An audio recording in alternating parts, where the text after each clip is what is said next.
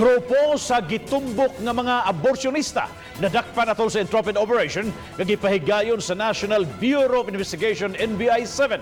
Mga kagamitan sa pagkuha sa bata gikan sa sabakan sa inahan nasakmit. Samtang social media mao'y gigamit sa mga sospek paghaylo sa ilang mga prospect client. Aniya ang report. Nadakpan ang 72 anyos nga si Amparo lumagbas himarangan sa iyang pinayanan sa barangay Mohon, Dakbayan sa Talisay atol sa entrapment operation. Nasakpan sa akto ang suspect nga padong nakuno sa intentional abortion. Nagsilbing decoy ang nagsabak ay hindi sa NBI 7. Gisikop siya dihang sugod ng mihikap si Amparo. Nasakmit ang mga kahimanan sama sa hiringkilya nga gamiton sa pagsuyop sa gisabak, planggana, hapin ug banbang kagamitan sa abortion. On the act yun. So, time was of the essence nga paghikap, dakop na yun. Pwede na ni siya ni insert, na ni siya host. Saan na to? Mo ni siya kuan kanang suction syringe. So once inserted, i-suction ni mo dito, pwede na tumuuban ang fetus. Nasikop usab si Joey Paulino Gerigay, uban ang runner nga si Francisca Rivamonte. Si Gerigay maoy nagsilbing middleman o tigrekrut gamit ang social media ug nagpailang babaeng ubigay ni. Siya ang mukontak kang Francisca nga musugat ug mudala sa kliyente sa abortion house. Pakita na to ang ilang advertisement. Ang nagpaila is a certain Michelle Mayer with a name Jana Obigayni. Gibutang pag dito, abortionist, nurse model.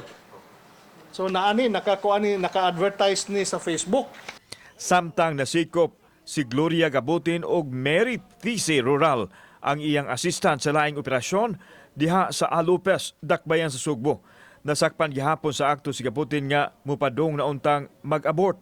Sumapang ang grupo adunay gitanyag nga duha ka package, ang mahalon kang himarangan samtang ang baratuhon didto kang Gabutin. Ang kaso nga atong gipasaka aning atong nadakpan, intentional abortion that is penalized under Article 256 of the Revised Penal Code in relation to Section 8, kanang Section 8 conspiracy in relation to Cybercrime Prevention Act, Republic Act 10175. Hugot kaayong gipanghimakak sa mga dinakpan ang pasangil. Ila jud kang gihangin ani wala mo koy knowledge sa ingon anak. Wala nang buhat diha. Asa man kay inyong gihimo? Wala. Dili na ako, sir, kanang bae, tagiya na, isugo ako ba? Kinsa man? Nandaman sa Manila, sir. Adto dito sa Talisay, Frank. Dito. Nyahuman, ihatod lang siya dito. Nyahuman, lakaw na lang ka. Apan matod sa NBI nga lig-on ang ilang ebidensya sanglit, nakuha nila ang tanan nga conversation sa mga dinakpan sa ilang transaksyon sa abortion.